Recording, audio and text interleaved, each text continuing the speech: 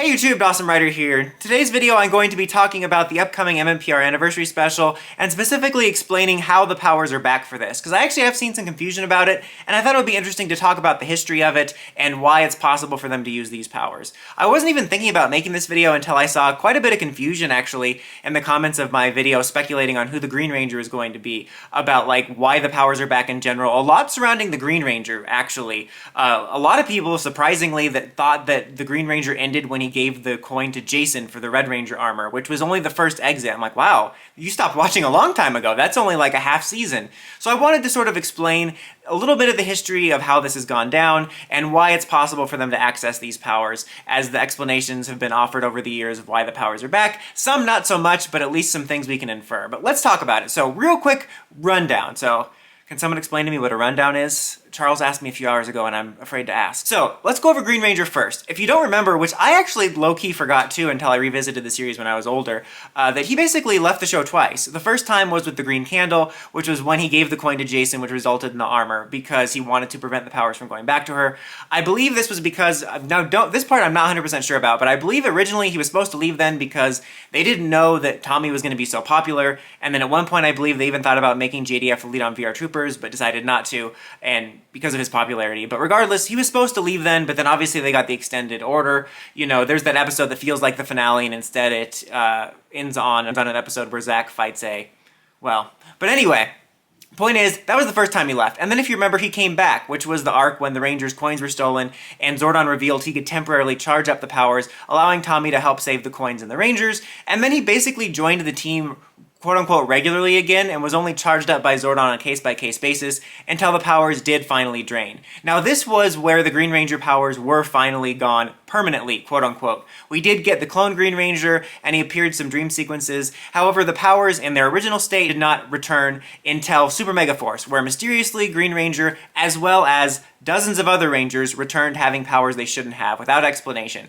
And it's worth noting Power Rangers has a history of Rangers showing up with powers that have supposedly been destroyed, so that's not that unusual. But, you know, it was without explanation. And he also had access to Saba, which raised a lot of questions, which were finally mostly answered in the next crossover special, Dimensions in Danger, when Tommy showed up with the Master Morpher, which has power coins for all of his Ranger forms from his OG Green Ranger to Dino Thunder Black Dr. O.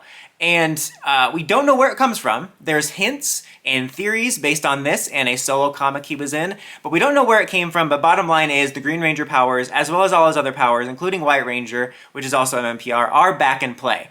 So that's why those are back. We don't know if that's going to be the Green Ranger suit in this special. It very well could be a flashback, but the bottom line is it's very easy for the Green Ranger powers to still exist. As far as the others go, those were also destroyed twice for the Core 5. The original coins were destroyed/damaged when the Thunder Swords were destroyed, which was why they needed to get the Ninja coins, which were destroyed in Billy's aging machine, which is why they needed to get the Zeo powers. However, since then, several Ranger powers have reappeared. Obviously, Jason showed up in Forever Red without explanation, having his powers back. Some people theorize or headcanon that the powers of the Red, Black, and Yellow Rangers were copied during the sort of light transfer of power.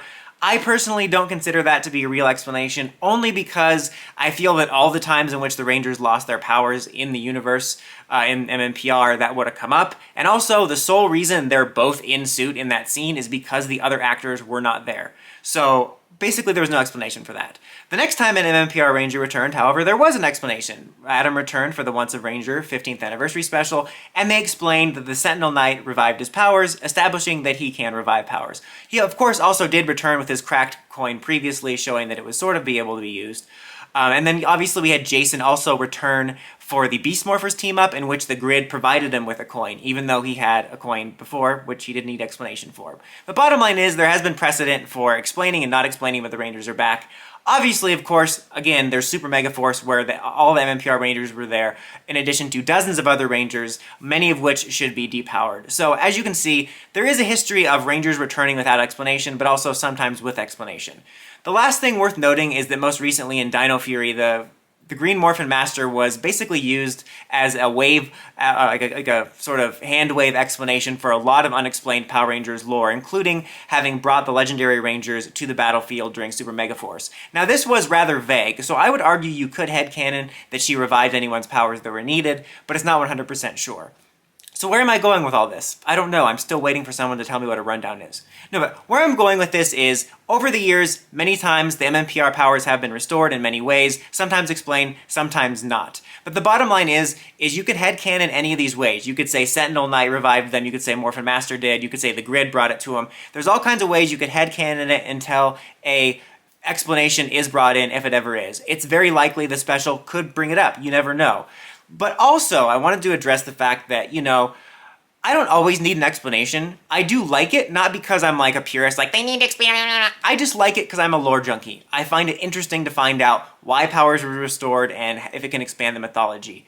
But as we've gone on, it seems like it's been a lot easier to restore powers. Back in the day, it was like a damn chore. Like, you had to quest with a map, get turned back into a kid and go on a vision quest. It's like, dang, they couldn't just fix the powers.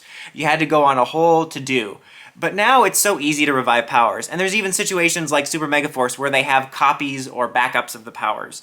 So the way I kind of see it is it's almost like modern technology, where things that used to be really hard to do, like dial-up internet, are now super quick. So that's kind of the way I think of it. That back in the day, it wasn't so easy to restore or reconnect the power to the grid, but now there's vast amount of ways. So even if they don't explain it, I imagine it's just fairly easy to restore the power coins. It's worth noting, though it's a different universe, in the comics universe, Grace restored the Green Ranger Power Coin right away and created a new version of the Green Ranger powers. So bottom line is, don't think about it too much. There's basically like a dozen ways they could have brought back the powers. They might even explain it in the special, but it's not weird at all that they're all back because there's huge precedent for them being back and for all the powers being active. The only other question I think is raised is Kat is using the pterodactyl coin rather than the crane coin, which is the only one she ever used. I do hope they address that, again, not in a purist, fan way, but in that's kind of an interesting fact, and it would be cool for them to, acknowledge that, even if it's kind of a cool, oh, I've never used the original coin before. That was more British than Australian. The way I see it, because they never changed the suits, I think someone did art once, actually, for the suits, like if they were the ninja versions of the coins, which is really cool. That'd be cool to do for the comics. Anyway, I got distracted by myself. Anyway, where was I going? Oh, yes. The way I always saw it, it was the power morphers that sort of held up the connection to the grid, and I guess the schematics for the powers and the coins were just, the power source, which is why they didn't look like cranes and eagles and stuff like that. Eagles, falcons, whatever. But I think that'll be interesting to explain. Kat's all over the place. Arguably, there's no reason she shouldn't have her Zeo powers, but she came back with the turbo powers for no reason, and then she has this power here. So, I don't know. We'll see, though. Bottom line is, there's tons of precedent for the powers being back. You can kind of choose your own adventure, or just assume they're super easy to revive by popping it in the Revive-O-Matic 3000. But anyways, guys, until next time, don't forget to like, comment, subscribe, and climb the steps, ring that bell, so you can get notifications for my videos. Dawson Ryder, signing out.